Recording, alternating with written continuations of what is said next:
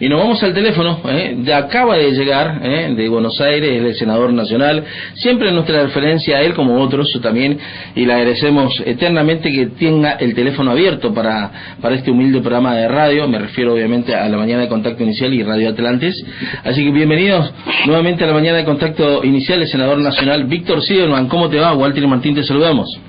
¿Qué tal? Un gusto, ¿cómo andan ustedes? Muy bien, Víctor. Muy bien, Víctor, muy buen día para vos. Bueno, muy buena mañana, muy buen clima, lindo sol, día. Fresco. Excelente día después de tanto tiempo de lloviznas. Hoy un sol brillante, un cielo azul y una mañana fresca por lo general, ¿no? Bueno, muy bien. Víctor, queríamos comunicarnos contigo después de esta sesión de ayer, donde prácticamente con un voto contundente dieron por el caído la designación tanto del hijo como de García Mansilla a ocupar un cargo en la Corte Suprema de Justicia de la Nación, y en ese marco queremos traer tu opinión al respecto. Bueno, la verdad que a mí me pareció muy bien porque se cumplió con el proceso que establece la Constitución.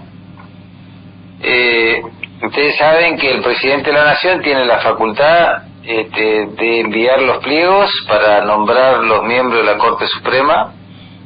Así lo hizo, esos pliegos ingresaron al Senado, a la Comisión Bicameral, y a partir de ahí la Comisión lo que hace es hacer la publicación de los edictos, convocar a cada una de las audiencias públicas con participación del sector público y del sector privado, los efectos de analizar los méritos, las cualidades, escuchar las impugnaciones, las propuestas de los candidatos, por qué quieren acceder a los cargos que han sido propuestos. Ha habido más de 400 preguntas, el proceso se hizo con total y absoluta normalidad durante un plazo muy interesante. Después finalmente la Comisión de Acuerdo sacó los dictámenes que en su parte resolutiva recomiendan la postulación de las dos personas designadas en los pliegos por el Poder Ejecutivo Nacional, y eso finalmente fue al recinto, que fue lo que pasó ayer en la sesión en el Senado.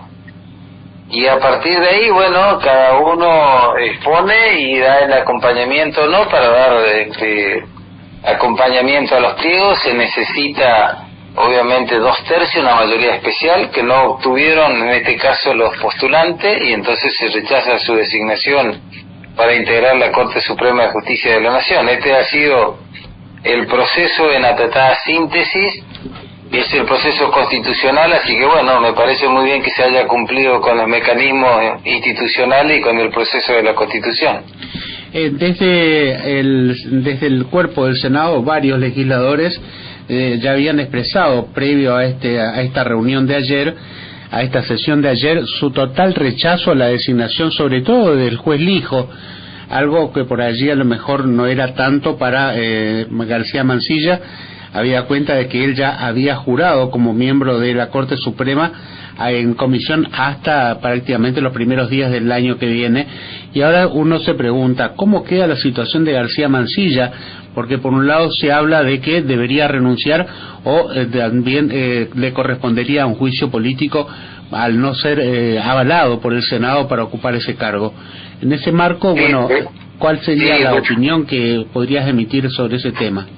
De todas formas, el hijo tuvo más acompañamiento que Mansilla, sí, con el voto positivo, digamos. A pesar de la asistencia de muchos, sobre todo. A pesar de lo que vos estás diciendo, que la mayoría se manifestó, los que se manifestaron en contra, tuvo más acompañamiento. Pero bueno, estas son las cosas de lo que pasa en el Congreso, en el Senado de la Nación. Bienvenido sea, de esto se trata. Yo creo que lo que se necesita en esto que no estamos teniendo hace mucho en la política argentina son acuerdos, poder conversar y de alguna manera encontrar los procedimientos y las formas para que estas cosas se concluyan de otra forma. Pero bueno, te vuelvo a reiterar, me parece que está muy bien que se haya completado el mecanismo constitucional, y a partir de ahí que todos nosotros nos podamos manifestar a favor o en contra, y finalmente el resultado del que salió ayer y no tiene la aprobación. En relación a lo que sí, bueno, nosotros no hacemos el análisis constitucional, nosotros analizamos la idoneidad y analizamos los pliegos de cada uno de los propuestos para efecto de determinar sus cualidades y sus méritos, que él que después termina haciendo la comisión de acuerdo los dictámenes respectivos con sus fundamentos, haciendo la recomendación de los dos para su postulación, y esos dictámenes son los que van al recinto para su tratamiento. Así que decirte con respecto a las otras cuestiones me parece que no nos corresponde, no me corresponde a mí, desde el punto de vista del análisis constitucional, dar opinión, no le corresponde al Senado. Eso en todo caso le corresponde a la Corte Suprema de Justicia de la Nación hacer el análisis con respecto a esta cuestión que vos estás planteando. Creo que uno de las voces más críticas en la jornada de ayer fue la del senador formoseño Poltroni y también del titular de la UCR Nacional, Martín Lustó, ¿no? Bueno, hubieron varias voces que estaban en desacuerdo, y bueno, ese es el lugar para manifestarlo, y está bien, digamos, yo respeto la opinión y la diversidad. Me parece que ese era el lugar para hacerlo, por eso te digo, celebro el procedimiento y que finalmente se hizo la sesión con absoluta normalidad y cada uno se pudo manifestar y después emitir su voto para ver si finalmente ellos iban a formar parte de la Corte o no, digamos, y si se le iba a dar los avales correspondientes que le corresponde, y es una facultad constitucional del Senado de la Nación. Víctor, ¿por qué siempre se pone en consideración el punto de vista político? Poner jueces en la Suprema Corte de Justicia es poner un brazo político del partido que propone o del partido gobernante que lo impulsa. ¿Por qué siempre esa postura y no como la que estás diciendo vos, que se elige por su idoneidad básicamente al frente del partido? No siempre tiene que ver con la cuestión partidaria y con respecto a la cuestión del partido que gobierna. Por ejemplo, cuando Raúl Ricardo Alfonsín propuso los miembros de la Corte, no puso a gente de su partido. Ahora sí, siempre se da en el ámbito de la política. El Congreso es la representación política de las provincias ante el gobierno federal. El Senado de la Nación es eso. Por lo tanto, la política siempre va presente, y bienvenido sea. Hay que hacer más política, más debate, más acuerdo, más posibilidad de hagamos los consensos necesarios, que es lo que hace mucho vengo diciendo. Creo que es lo que le falta a la política argentina, confrontar y desencuentrada. Creo que ha sido el motivo por lo que final, más allá de su idoneidad o no, que algunos donde tienen que hacerlo, de los que se propusieron, que los que analizamos los pliegos ayer. Pero me parece que faltó diálogo, faltó la posibilidad de puntos de encuentro a los efectos de ver cómo pueden establecer estos mecanismos, porque si no algunos ahora leen como una derrota del presidente o del gobierno o del Poder Ejecutivo Nacional porque no se nombraron los propuestos que tiene la facultad constitucional el presidente de la Nación. Me parece de ese punto de vista que inclusive las conversaciones tienen que estar antes, y entonces una vez que vos tenés las conversaciones con todos y las opiniones de todos, ves si todos opinan que esas son las personas, los hombres o las mujeres idóneas para formar parte de los miembros de la Corte. Hay muchos que plantearon que no era solamente un problema de estas dos personas, sino que pretendían que estén mujeres integrando la Corte, y dieron fundamento de la participación de las mujeres en la administración de justicia en la Argentina y con la eficiencia que lo hacen. Ahora, en ningún momento apareció el nombre de una mujer, por ejemplo. Correcto. A lo mejor si hay consenso y conversaciones anteriores antes de elevar los pliegos, se pueda encontrar el nombre y la personalidad y el mérito. Correcto. La sapiencia de una mujer es una deficiencia del gobierno, es decir, del Poder Ejecutivo, es la deficiencia de ustedes y los legisladores de cada uno de su banca. ¿Por qué la mujer no pueda participar, digamos, en las altas esferas de la justicia? Nosotros no proponemos los miembros, esa es una facultad excluyente del presidente de la Nación, no tenemos facultad para hacerlo. Nosotros solo analizamos los méritos, sus cualidades, y por eso se hacen las audiencias públicas. También en ese marco se recogen las opiniones del sector privado, que pasaron muchos integrantes de entidades, de asociaciones, de gremios, y que fueron a las audiencias públicas de alguna manera a esa posibilidad que tener de debate de antecedente y oposición de aquello que están propuestos. Nosotros solo validamos la cuestión de los méritos y sus cualidades, y a partir de ahí la comisión respectiva que se ocupa de esto hace los dictámenes correspondientes, y en este caso tuvieron dictámenes cada uno de ellos con recomendación positiva para su postulación.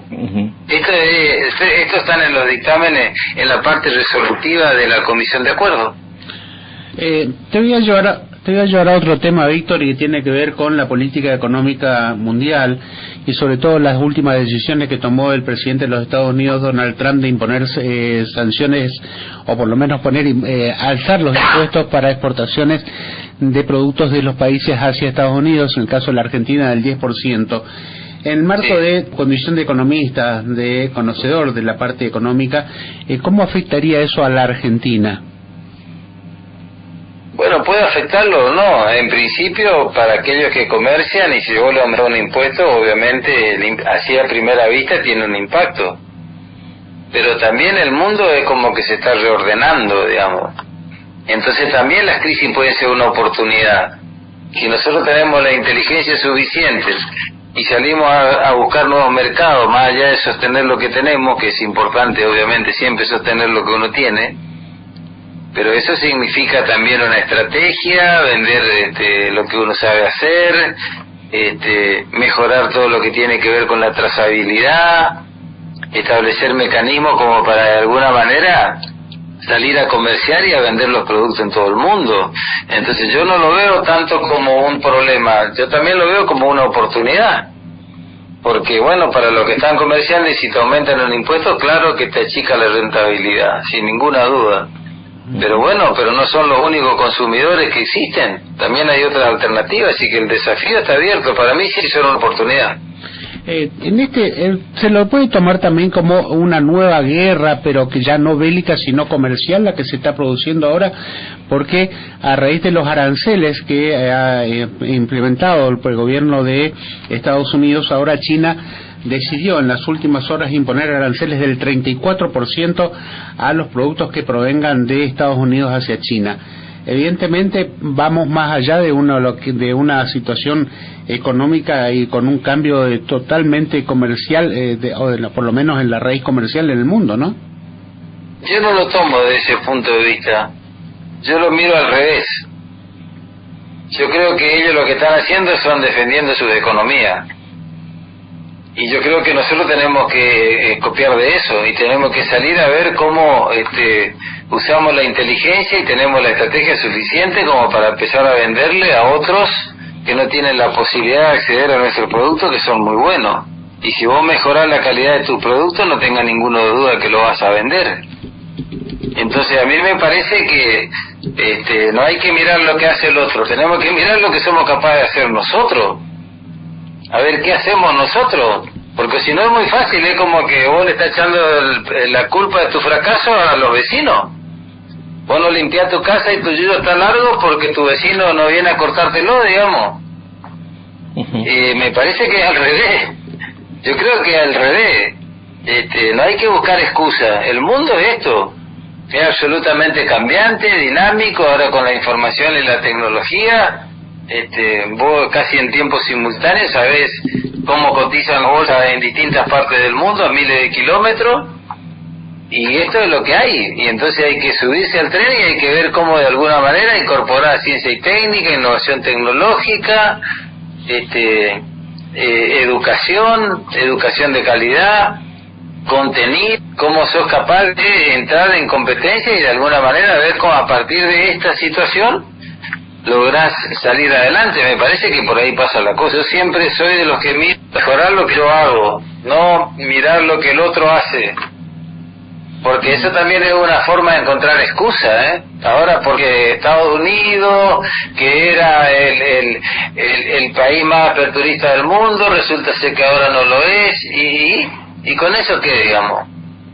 Con eso nosotros, con ese comentario nosotros no nos sirve para nada. Nosotros tenemos que ver qué hacemos ante la nueva situación y el nuevo ordenamiento mundial. Y si no, vamos a ir quedando al margen.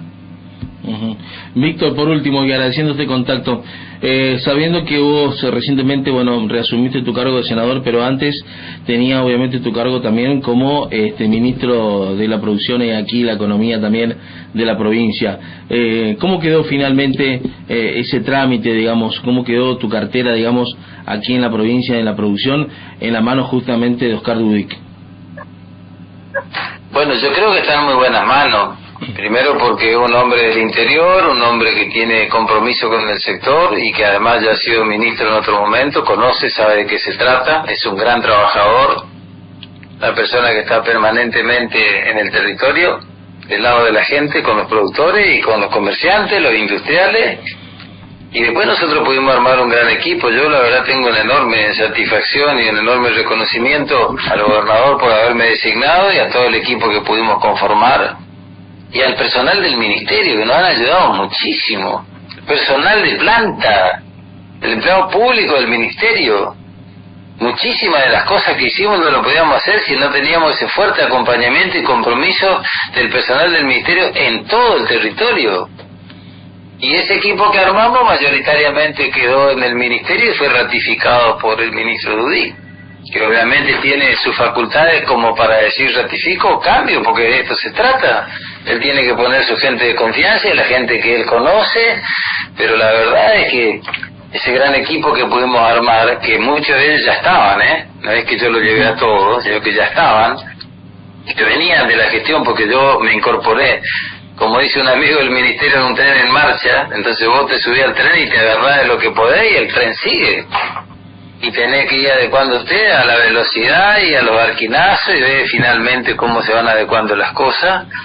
Así que la verdad que fue una gran experiencia. Yo estoy muy conforme y muy agradecido por el acompañamiento de todo y fundamentalmente por la decisión política del gobernador de ofrecerme esa posibilidad, y creo que ahora, te vuelvo a reiterar, creo que mano de compromiso. Estuvimos recorriendo juntos Buenos Aires, estuvimos durante 3 días, fuimos a todas las oficinas, fuimos a ver si por todo lo que tiene que ver con la homologación del gobernador. Ayer yo pedí una preferencia y yo hubiera acompañado por todo el cuerpo a los efectos de hacer todos los trámites de la formación de la comisión, que ahora depende de la Secretaría de Agricultura de la Nación, del ministerio, que está en el ámbito del Ministerio de Economía, y a partir de ahí le darán la recomendación para que el presidente firme el decreto. Así que estamos con los tiempos administrativos, estamos encima de la gestión, trabajando juntos como integrante de la gestión. Yo también formo parte de la gestión, más allá de que me toque la tarea legislativa. Correcto. Bueno, Víctor, muchísimas gracias por este contacto telefónico. Sabemos que, debes descansar. Has tenido una jornada en estas últimas 12 horas muy intensa. Acabas de llegar de Buenos Aires, así que ya muchísimas gracias por esta referencia para con nosotros, y por supuesto que tengas un excelente fin de semana, y gracias por esta entrevista, ¿sí? Bueno, gracias a ustedes. La verdad es que hay mucha actividad política y el panorama electoral, que estaremos de vuelta en el país. Se convocó oficial para el tema del tratamiento de ficha limpia, y el que la convocaremos, unando nuestra posición como siempre, y ojalá que vamos a sacar ficha limpia necesaria en la política en Argentina en esos tiempos. Sí, atentos. Te mandamos un fuerte fin de semana para vos y para todo tu equipo, ¿sí? Igualmente, que estén bien. Hasta luego, Víctor. Muchas gracias.